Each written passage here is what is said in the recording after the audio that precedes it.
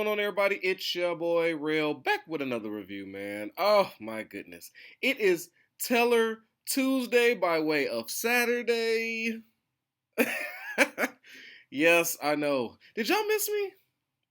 Okay, are you happy to see me again recording for your content pleasure? Or are you pissed? Are you mad at Real? Please don't be mad at Real. Real deals with life just like y'all do. We take our punches and we keep kicking. So that's why I'm late.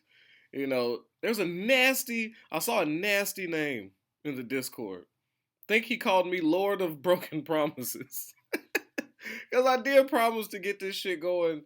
I'm still working out this new schedule, man. Because in order for me to do this, I would have to record and watch a lot in one day just so y'all could get it on time. So I'm going to attempt to. Don't be shocked if you get hella content between today and Monday. I mean a lot. Because you got this, you got Throne Thursday. I got to do my October horror review on a few movies. And then there's House of the Dragon and Raising Kanan. So my off days are not quite my off days. But y'all don't care, so let's get right into it. Nobody cares about Real. All I hear is crying and complaining from you, Real. We don't give a shit. Talk about something. Alright, so I'm gonna do just that. It is Sons of Anarchy Season 2, Episode 1, the review. And I've got to say, out the goddamn gate, this was a 10. This was a hard opening to a season. I was like, damn. They didn't pussyfoot. It wasn't a filler. It wasn't like, I don't know. You try to, you want to see, okay, where we going to go with season 2. They start setting up stuff. People just getting back comfortable. A year later, here's your favorite people. You're like, oh, what they up to? Let's get some intros. What's going on with everybody? No. Right into the shits. And that's exactly what I'm about to do. So, wow, there was a lot going on in this episode. Let's talk about Tara and Jax out the gate. They're now lovey-dovey. I guess whatever issues they had in the finale, they worked it out. They boo this. They kiss, they kissing, they in love, they saying I love yous. Jax looked a little hesitant on his I love you back. I don't know, but whatever. So it looks like Tara isn't going anywhere. That whole threatening to go to Chicago, that toxic shit. She fell for the I've smashed 1,000 women, but it was just your face I saw. I don't even know their names. No, I guess that line worked. I wouldn't try it. Any responsible adult woman would be like, excuse me, sir? How often do you get tested? Because that's a no. And why aren't you seeing these women's faces? Are they not people? Are women objects to you? Like, it'd have been a long ass. That line wouldn't have got off. You couldn't get that line off. I don't give a shit. But we have issues. This episode. One being, let's get the obvious out there. They murdered Donna. So where do we pick up after this? You can't just shoot your man's wife and then what? Like Opie's not gonna want retaliation. So Opie is out on the road. I don't know what he's doing. I think they called it like a ride about or something. I'm assuming that's like when a biker has to clear his thoughts and he just goes nomad unofficially for a little while and hits the open road and just experiences life and comes back refreshed. Like that's a biker's holiday, like a MC's holiday or some shit. Just to, try to get away and like I said, clear your thoughts and come back refreshed. So, they're up against the clock. Now, interesting. Jax, Piney, Tig, obviously, and Clay, obviously, both hold the secret that it was Clay who sent Tig to murder Donna. These 4 people know. Now, what I think Juice has some idea, and what's been up with Juice? He has been a non-factor in several episodes. So I wonder, like, that might be the easiest check. Like, and half sack? I ain't seen no half sack. So it's been, and Bobby's been locked down, but we'll get into that. But yeah, so these four people, these four individuals know the truth. And Jax this episode is flaunting and flagging that shit in Clay's face. Like, oh, I could blow this whole thing up. And the only reason I'm not is because I don't think it's right for the club. And Piney thinks so too. But Clay has to know that Jax is planning something, right? Because anytime now Clay has a dispute with Jax, Jax seems to be like, oh, but I could just drop the ball at any time, brother. Bring it to the table that you were the one who called the hit on Donna. So he's using that like it's the fucking big joker, right? And for those of you who don't know that reference, I'm talking spades. You know, the big joker, for those the initiated that plays with the joker, you know. That trumps all. You got that? That's a book. That's an automatic book. It doesn't matter what you put down. For those of you who don't play with the Joker, I probably won't play spades with you because you play too proper. It would be the ace of spades. Okay? He's like, real, I don't know anything about spades. What is it? We should, I don't know. Google it, learn the rules, and play with your family. It's a good time. Also, once you get really good at it, then it becomes miserable and you might lose family members over spades. You might lose relationships over spades. It's a very highly volatile card game. Like, I've seen relationships destroyed over reneging. But come on. We're not talking about spades. But, I don't fuck around. But, yeah, so he's using that like the trump card. Like he's got this information, and at any time he'll slap it on the fucking table, and like Clay must bend to his will. So Clay is not in a good situation because they have things they got to get done, and where Clay was autonomous in his decision making, like he doesn't bring a lot to the table. But now, and he was keeping Jax at an arm's length, like him and Tig or him and Bobby or whoever would make these little side decisions for the club, and they would pick and choose what they would bring to the table. If he had a good argument and he knew the table would agree, then Clay would bring it. But if it was something that might have been up in the air, he felt like he had to do too much work, get too much, take too much to get the consent, he would just go ahead and do it himself. That is no longer the case with this whole Donna debacle. Now he has to bring Jax in, which is the worst situation for him because Jax has a different ideology when it comes to the club. He doesn't quite know that, but we do. So now Jax is in the fold, 100%. And now the issue is, okay, we have the ATF on our ass. Bobby is being released, but we still got eyes on us. It's still not safe. Okay, we had a big ass shootout in Oakland. Then we had the death of Donna here, and they were already looking for guns. And that's our number one moneymaker. So they have issues. They have to figure out A, how to move guns, and B, who to fucking sell them to. And yes, the B is the biggest problem. Because you fucking lied to the Mayans and set them up with the Niners. Niners came and shot shit up. And then you blamed the Niners for murdering Donna. So now Opie's gonna want retaliation. Who the fuck we gonna sell these guns to? We gotta pick a side. Somebody's not, and I'm shocked that anybody, either side that they chose to sell guns to, is a fucking idiot. Why would you get in bed with the Suns? Is there no other gun suppliers? You stay in Oakland.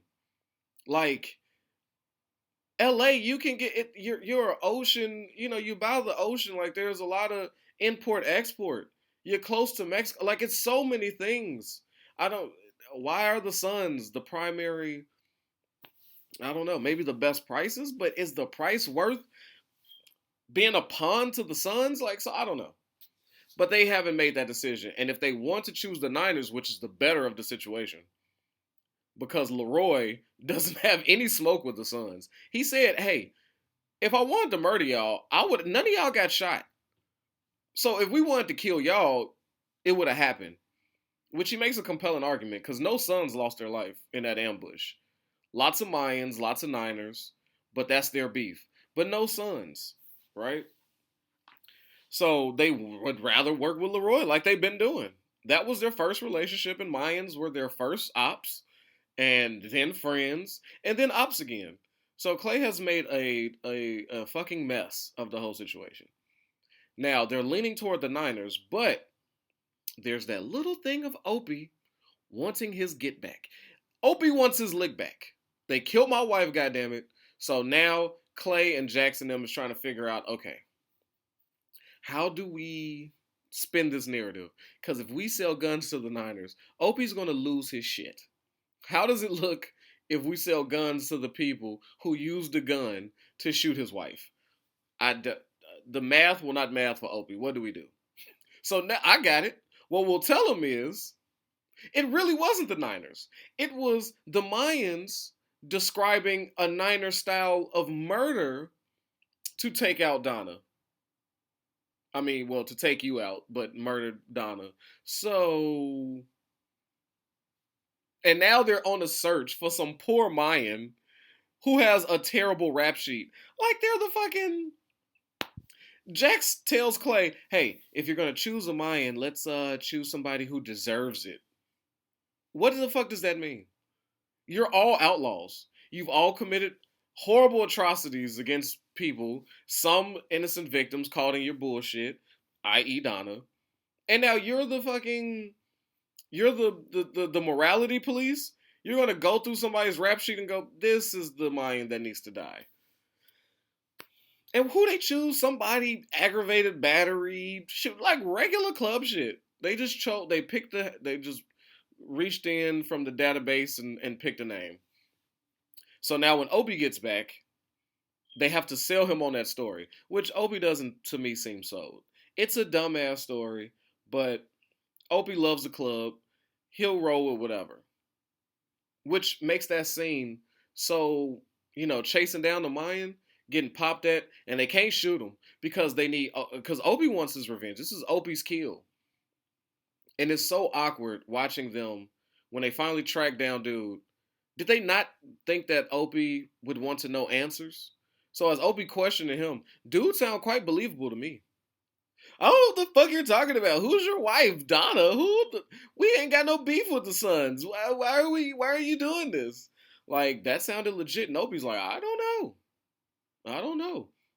And then the guys can't even put up a believable performance because they know he's fucking telling the truth. So it was completely cringe. It was. Tig is like, I gotta shut this motherfucker up. Jackson's like, oh, come on, Opie, just fucking murder him for Donna and let's get this over with. No, somebody murders my wife. I'm an outlaw. I'd want to torture the shit out of him. Much in the style we did to the Carney dude that raped that poor girl back in season 1. That's the same. I would want torture. I want to, take him into a warehouse, beat the shit out of him, get answers. Who served this up? Who served up this hit? Who's the one responsible for sending you after me and you murdering my wife? I want answers. But of course he can't do that because then that would expose the truth, and then there's a shitstorm. So, when Tig shoots him in the mouth because he's begging for his life and is like, I don't know why you're doing this. He's so befuddled. And Tig is like, shut the fuck up.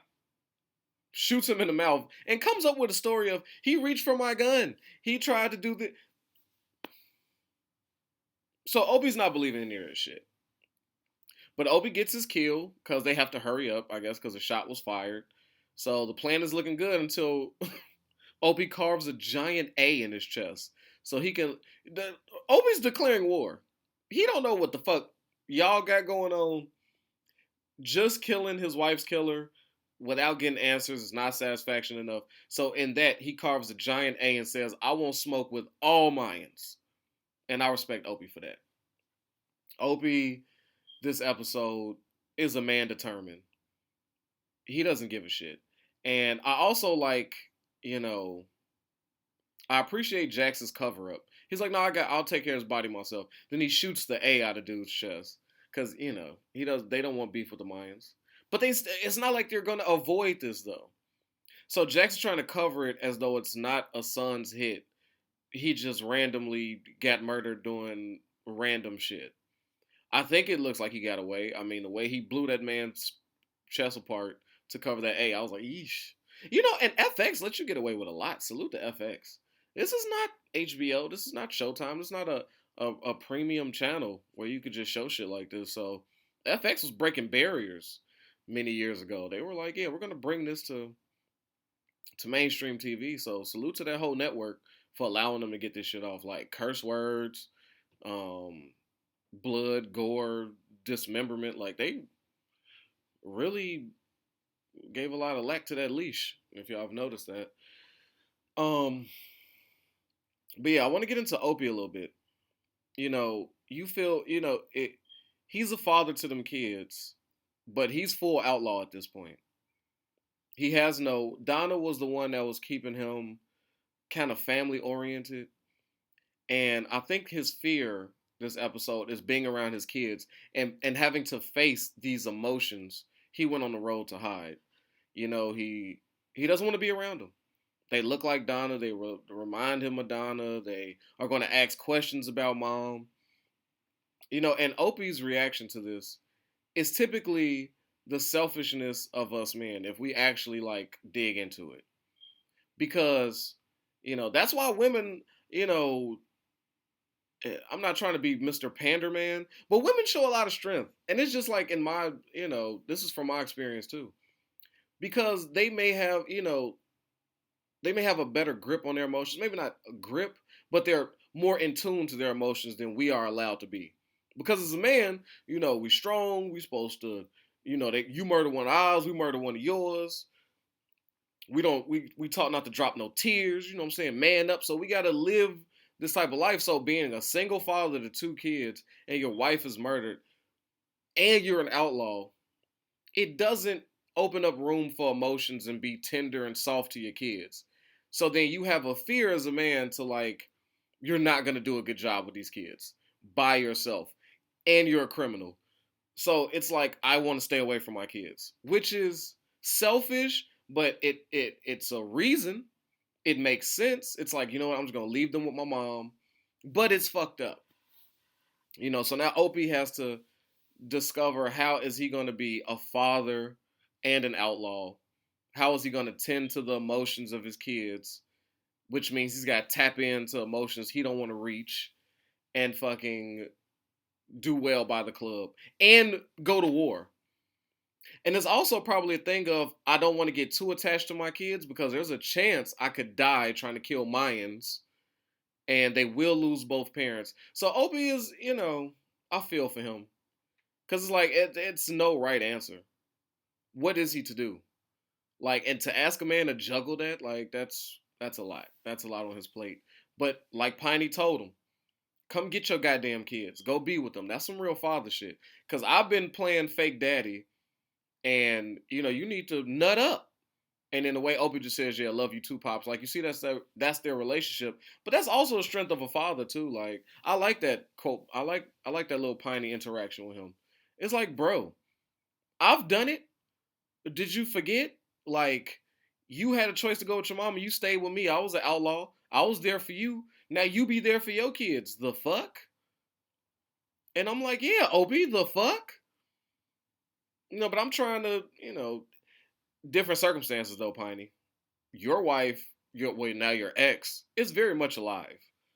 She has no problems. Your kid is an adult. You have grandkids. You didn't really experience the loss that Opie did, and so violently, and having young kids having to witness this and go through this. So they're not quite the same parallel, but yes, I agree. Opie, nut up. Be a dad. That's the sacrifice you make as a parent. Now, we got some other issues going on in Charmin. Also, what I find funny this episode is the growing relationship between Hale and Jax. It seems it's so funny. Hale, for a couple seasons now, have been anti-Sons. He hates Unser's relationship with Clay Morrow and the Sons of Anarchy crew. Yet, he finds himself doing the exact same thing with Clay's soon-to-be predecessor. Funny how that works. You fight so hard to not be like the thing you hate that you find yourself doing the exact same thing, and it's hypocrisy at its finest. Like, now you got Hale and Jax. Like, look, they've shared moments of a terror and that nasty agent. Now they're sharing feelings over Opie's situation and the death of Donna.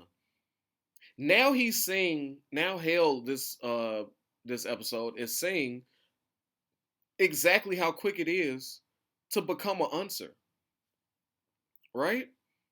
You know what? I don't want more death. Because Jax is telling him, like, hey, I can't stop you, but if you tell Opie, you open that wound and you tell him your thoughts that Clay is the one who tried to kill you but instead killed Donna, what do you think is going to happen? Do you think, Opie kills Clay, then none of us are going to do anything to Opie? There's going to be more death and violence in Charming than if you were to just shut up and just kind of let us work these things out and whatever. And the fact that Hale already has innocent blood on his hands, he does not want more. Sounds a lot like Unser to me. So you're going to make a deal with Jax to keep violence from happening in Charming. That sounds like the whole conversation you and Unser had while he got in bed with Clay. The deal with the devil, So now we see Hale becoming future Unser, maybe better idealistically, and Jax is also a better version of Clay. But please don't. Now you got to get off Unser's ass at this point, Hale. You got to, cause you're baby Hale. And now he's seeing more shit. There's more shit on the plate for Hale to deal with. He gets pulled into a meeting, right? So now because the biggest issue with the Sons and the business people is the Sons don't want no fucking IKEA. They don't want no Starbucks. They don't want a what is one of those other like franchises that pop up? They don't want an Amazon warehouse set up out there. They want to keep Charming as off the map as possible. Mom and pop stores. They don't want no fucking Walmart, no Target. Okay, because you start bringing this, then you're going to bring more people, more attention, larger police force. In a nasty way, the Sons are kind of saving Charming because that is beneficial for all parties involved. Like, if you're selling paint, if you're selling hardware, if you got the mom and pop grocery store and they're providing the food to the community and the community brings back the money, it keeps a nice structure going. That sounds perfect to me. And then you know what happens to mom and pop stores as soon as the big corporations come in? Mom and pops might have told you, hey, $4 for some bread. They the only store, so you're going to pay $4 for the bread. Now here comes Walmart talking about hey, we'll give you 80 cents bread, but now their store is shot to shit, and now mom and pops they got the blue vest on. So it's, maybe Sons are really good for Charming. Not good for the businessmen, but, it's crazy when you think about the economic dynamic there in Charming. Just something I was thinking about. That was a little side rant. Maybe the Sons of Anarchy are really good for community. Like, I don't know. Sure, there's an occasional murder or two, but I mean, for the most part, Charming is pretty charming. But yeah, so Hale gets pulled into a nasty conversation. So what are they? The White Socialist Party or something like that? So they're not the Klan, right? And they're not so much they're not neo-Nazis, I guess. They're just a group of businessmen who really would like to see whites prosper and no other race. They are just pro-white and fuck everybody else, right? So I'm like, okay, this is interesting.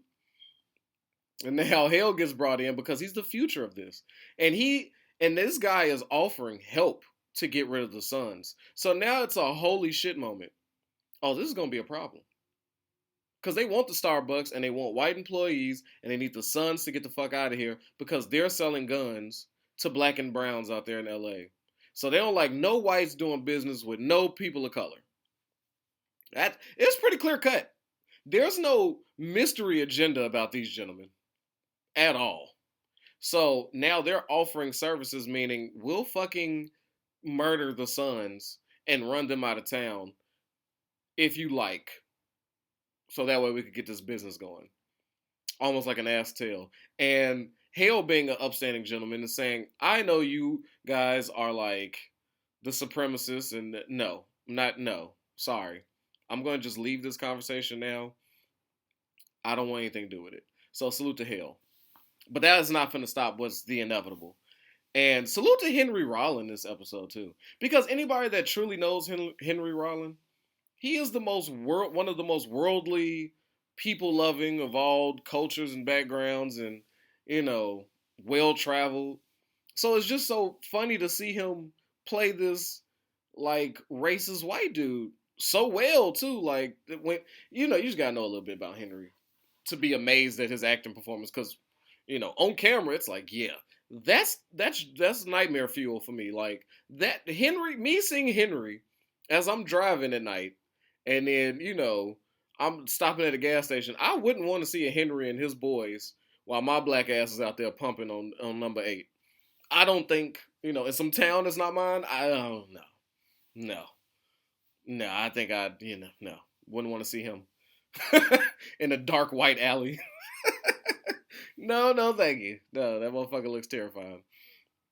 So, as we about to celebrate the release of Bobby, because Jax's gamble worked out. Jax threatened the shit out that witness. 3 weeks have passed, no sign. They release him. He's good to go. Free Bobby. ATF agents looking salty as shit, but I don't know, that little interaction when she dropped Bobby off and they was having this big party for him. She's still flirty. She's still with Clay. She ain't lost none of her gusto, and that should be terrifying because when she's mad, we've seen her mad, and that's terrible. But when she's nice, that's when she's sneaky. Like when this woman is mad, she's whooping ass. She's arresting. She's getting some kicks in. So she's coming right at you. But when she's sneaky, when she's nice, that's at her ultimate sneak. That's when she's gathering information. That's when she's like, yeah, go ahead, celebrate this W. Because I ain't going nowhere. I'm going to fucking get somebody. Please believe that. So I think her smile is the worst. Like when she's flirty, that's when everybody should be terrified. So she's not done. But Bobby is celebrating. He's fresh out, first day out. You know what I'm saying? Looking for some women, looking for some alcohol. He's ready to get lit. And out pops the white socialists. And they just stepped up to Clay and said, hey, you're going to stop selling guns to blacks and browns. You're going to cut this shit out. And can I say that these people are like, they're not fucking around. When they went and when Henry went to go talk to Darby, I said, holy shit. Darby, look, when these people make Darby and his Aryan Brotherhood look like the Rainbow Coalition. Darby and they're like, dude is like, look at these people you got working for you. And then dude's like, man, look, business is slow. I can't afford white folks. Like, they too expensive. And he told this man, cover your tattoos. Cover your shirt. He's like, I'm not. When Darby said, I'm not ashamed of who I am. This motherfucker said, no, I'm ashamed of you. You don't deserve to show those tats. Got these people of color working for you. It should be whites only. White people only. I said, damn. He just bitched up Darby. He just told Darby that he not white enough. I was like, oh, somebody pass me my popcorn. It's about to be some white on white crime going on now. You don't see this too often. I'm like, oh, shit's about to get entertaining. Which is why Cops is like one of my favorite shows, because I've never seen so many drunk white people get arrested. It is pure comedy. Like, I love Cops. It's hilarious. But anyway, I have like seasons of it. Like I own DVDs of Cops. I love it. But yeah, so I'm like, uh-oh, we about to get some white on white here. What's going on? So they beefing with Darby because he ain't white enough. And now they come stomping to Sam Crow because they selling guns to other people. Right? And so Clay is sitting here like, hey, I'm just a motorcycle enthusiast. I don't know what the fuck you talking about, but if I was doing that, I would still continue doing that. All right, you don't come threatening us. So dude was like, oh, okay, say less. Marched off. I said, yeah, that's not going to end well. So now the new issue is, oh, and then Gemma. Now, How they ended this episode was rough as hell because these people came. They not coming to fuck around. So now they sending a message by raping Gemma, like gang raping Gemma, to send to Sam Crow to say, hey, if they don't stop selling these guns, we'll continue to meet you here. We gonna find you. And I said, holy shit. And it's so funny, like, not funny, but I found it interesting that Gemma this whole all of season one, right? And this episode in particular, if you've noticed, Gemma has been anti-Jesus, anti-God, anti-Lord. When she was in the hospital going to check on Abel and what's going on with him, you see Unser praying and her looking like, just staring ominously at that cross and just going like, oh, okay. And then as she's getting raped, you see her staring at the cross that's, you know, standing across her. I know my trigger warning is late, but because that's a very sensitive subject. But yeah, her staring at that cross, you go, is this why she hates? What happened to Gemma that she is so anti-church and anti-religion, and what is the symbolism between seeing Unser at the hospital and now having this? And did it provide a comfort for her, or did it further like fuel her hate? But that was a very, very rough scene to watch. Like, I had to turn away. I can't see shit like that. You could cut a head off, you could blow a head off, what I'm saying, cut people in half.